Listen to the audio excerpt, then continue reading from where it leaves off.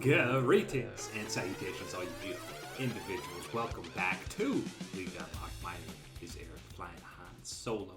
On today's episode, as we recently have talked about the LCS putting up good matches, being competitive against the LCK and the LPL, a short list of games to choose from that we could actually talk about that. Well, today we leveled the scale a little bit and we look at the NA versus EU rivalry, and more specifically 8 times that Europe has, well, completely and totally embarrassed North America on the international stage. And truthfully, there's even more options to choose from this one, from this category, than you had the LCS showing up against both the LCK and the LPL. Again, didn't include Rift Rivals or any IEMs on this one because they're for fun events. Well, IEM isn't for fun, but we're again looking at Worlds and the Midseason Invitational. Lots of different games to choose from, and we begin nearly over a decade ago, the beginning of one of the best NA versus EU rivalries, Fnatic versus Cloud9 in 2013. And the reason this is first on the list, and therefore the least embarrassing of them, is, well, Cloud9 actually won a game in this series. It was best of 3 quarterfinals back in 2013. Cloud9 actually wins a game. This is when they were the hyped up North American squad. They went undefeated in summer playoffs. I think they went 25-3, something crazy in the regular season. But in the third game specifically of this series, they leave up the Kassadin for Xpeke, his most iconic champion, and it being banned was kind of the talk of this entire series. It gets through. Fnatic ends up completely steamrolling their way past Cloud9 in this third series. Xpeke goes 11-0-7. It's 26-2 in kills for Fnatic. Yeah, sure, Cloud9 gets a fun Baron steal, but they end up getting aced after it. And the real embarrassing part is Cloud9. We heard so much about them throughout the summer split. They were so incredibly hyped up, and they end up only playing 3 games total at the World Championship. And that's more a knock on the format of Worlds back then, because Cloud9, they didn't play in the group stage because they were that first LCS seed, so they went all the way through. They had a bye to quarterfinals, 3 games. That's it. You're done. That's the entire World Championship. Fnatic got the warm-up of the group stage going 7-1, but even though Cloud9 dominated North America so badly, it was still an even matchup on paper, going up against the best team from EU in Fnatic, the original OG gods of Fnatic. This wasn't even Reckless on the lineup yet. It was Pushu who started at AD carry for this entire tournament. But the third game was just an absolute gap across the board, and again, it's slightly more forgivable than the other ones on this list because the main issue was letting the Kassadin through that did all the damage necessary to that OG Cloud9 lineup. Second on the list, we jump fast forward 6 years later, and it's still Cloud9 getting a bit embarrassed by a top-seeded EU squad, G2 versus Cloud9 in 2019. And again, the reason this one is relatively early in the list is pretty much nobody was expecting Cloud9 to compete against the powerhouse MSI champion version of G2 at this event, but maybe weren't expecting them to make Cloud9 look like a wildcard region. Right from the get-go, this 3-0, 2v3 scenario that Cloud9 falls to G2, and they're just behind the 8 ball. G2's in control the entire game. It took a while to close this game out, but the reason it's embarrassing is because G2 was playing with their food like you would a team from, I don't know, the LMS, the CB LOL, these minor region squads. They were just playing with them. Cloud9 got some, almost felt like pity kills going back their way to delay some of this. This is still the sneaky era, but we've got Niski and Svenskeren on the squad. Blabber started some games in this group stage, but top to bottom, G2 completely gapped them in this one, and that was a theme that 2019 G2 was doing, not just to NA squads, to most of the teams that they were matching up against. And this was already at the point where G2 was 4-0 at this point, 1-3 for Cloud9. Usually, these are the games where the NA squads really step up when they basically have nothing to play for, but that wasn't the case in this one. the level up was not there. They could not match the powerhouse that G2 was putting down across the board. And pretty much the theme through most of these lists is North American squads getting gapped in basically every capacity of the game, individual roles, micro, macro, anything you want to look at across the map, they were losing in.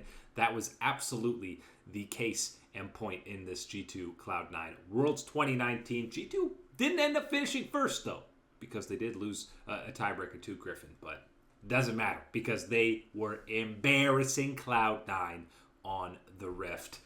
Third match on this list, we can pivot away. Cloud9 gets a little bit of a break from being embarrassed, and we have the best team, most comfortable, it seems like, with being embarrassed on the international stage. Team Solo Mid. One of the first iterations of it. We're going to 2015. Origen against them in the group stage of the World Championship. You remember Origen, a squad who had to climb their way through as the third seed to even qualify for the World Championship. Pardon me, TSM.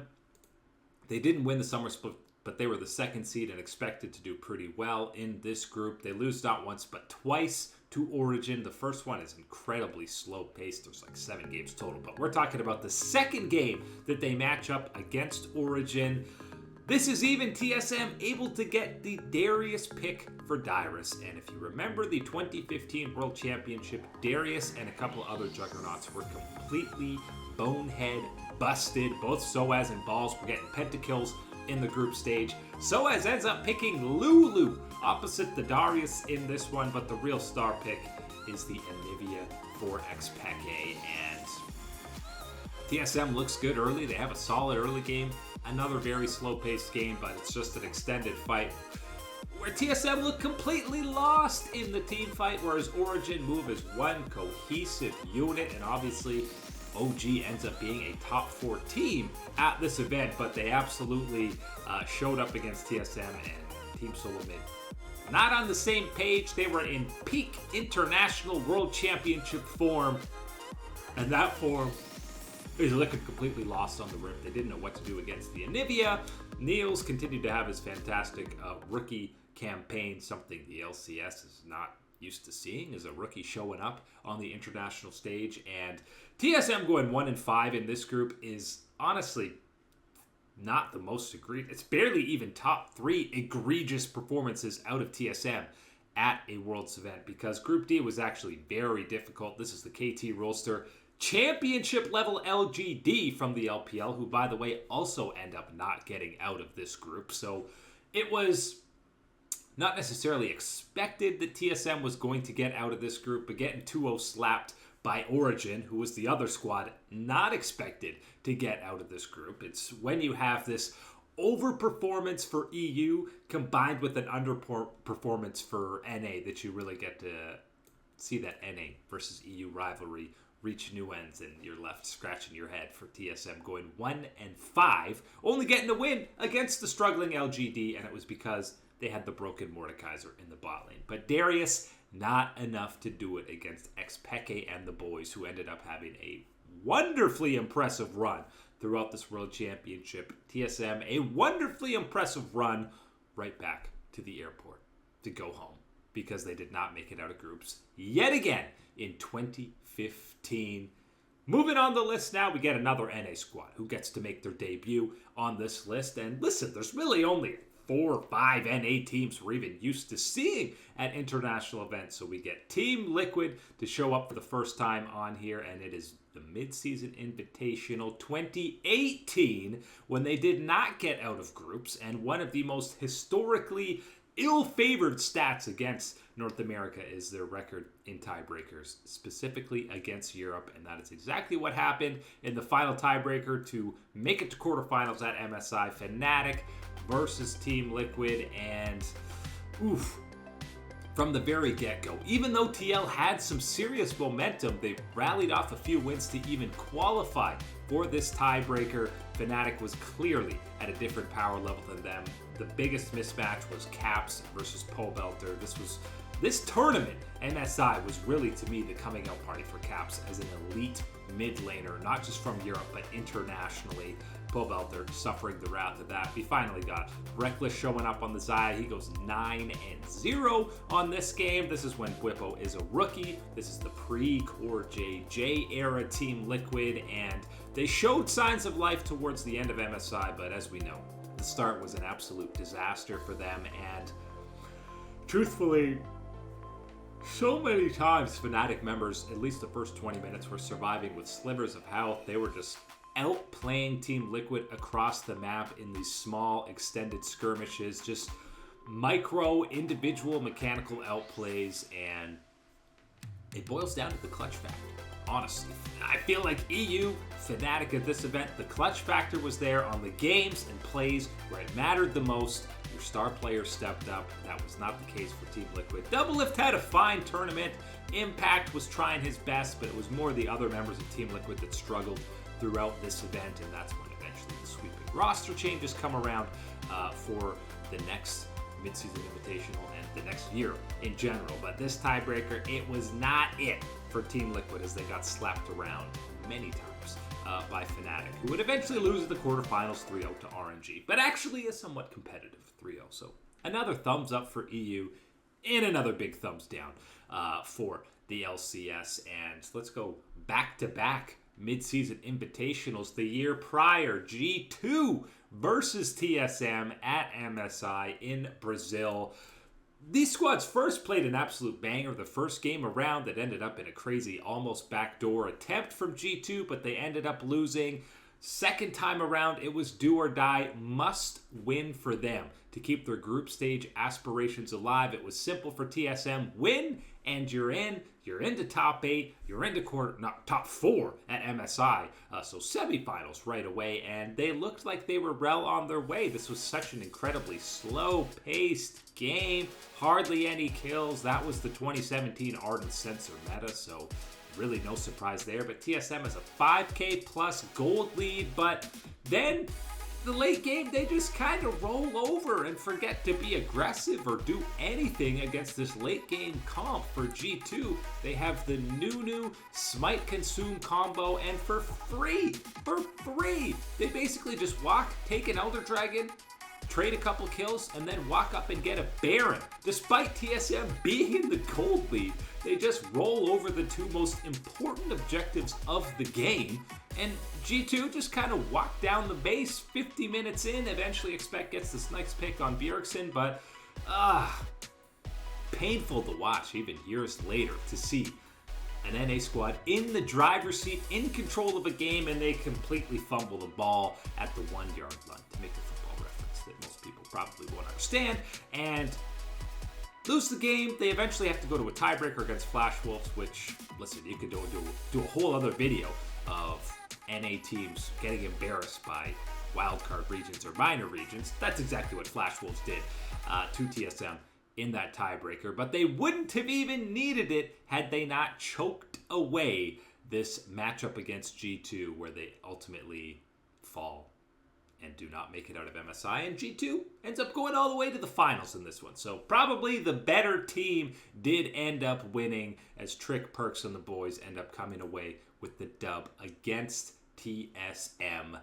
1 year later, after that one, we talked about Fnatic at MSI destroying the hopes and dreams of Team Liquid. Well, they destroyed another NA squad's teams, riding a full momentum wave. World semi-finals. C9 just 3-0'd the Africa Freaks. We're feeling amazing that maybe we can get an NA team at the World Finals.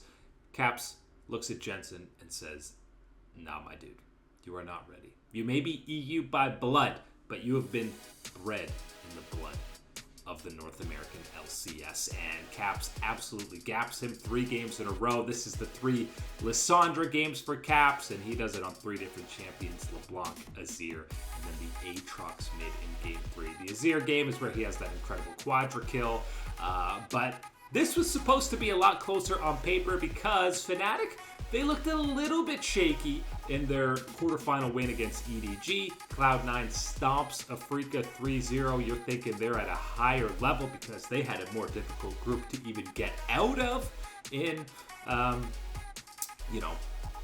They had RNG, they had Gen G, the defending champs, and they somehow managed to get through. Fnatic, though, absolutely just... There was never even a close time. Svenskeren is kind of killing himself under turrets. This wasn't the fastest best of 5 at an international event, but it was one of the most one-sided. It was really only one of the games that was I'm not even going to say super competitive, that was somewhat competitive for the likes of Cloud9, but for the most part, again, this was the continued, you're talking about Caps evolving into an absolute world-class player, and unfortunately it was Jensen who was suffering the wrath of his demise. But quick 3-0 for Fnatic, which was why everybody was feeling so good about them in finals before they ultimately get slammed by Invictus Gaming, who were just at a different level throughout this World Championship. But this rivalry of Fnatic versus Cloud9, it's gone on so many different iterations, starting like we did at the top of this episode with that 2013 series. 2018, it culminates to... Took the same amount of games. It was just a best of 5 instead of a best of 3, and it was, again, the mid laner absolutely stunting on Cloud9. It just wasn't the Kassadin this time. It was multiple picks where Caps got to shine against the boys. Caps and Jensen reunited again a year later at the midseason invitational, and you know what? At least Team Liquid set a record for the fastest international final of all time. Yes, the 3-0 of the MSI finals that we got. G2 versus TL. Feeling great against IG, the huge upset for TL. They even wanted G2 in these finals because felt like their play style matched up better. No chance. This was even a bigger, more one-sided, lopsided victory than that 3-0 that Fnatic had against Cloud9 the year before. So both Jensen and you have a swap over for, Jensen swaps over to TL, Caps goes over to G2, and they still, the head-to-head, it's Caps absolutely styling on them.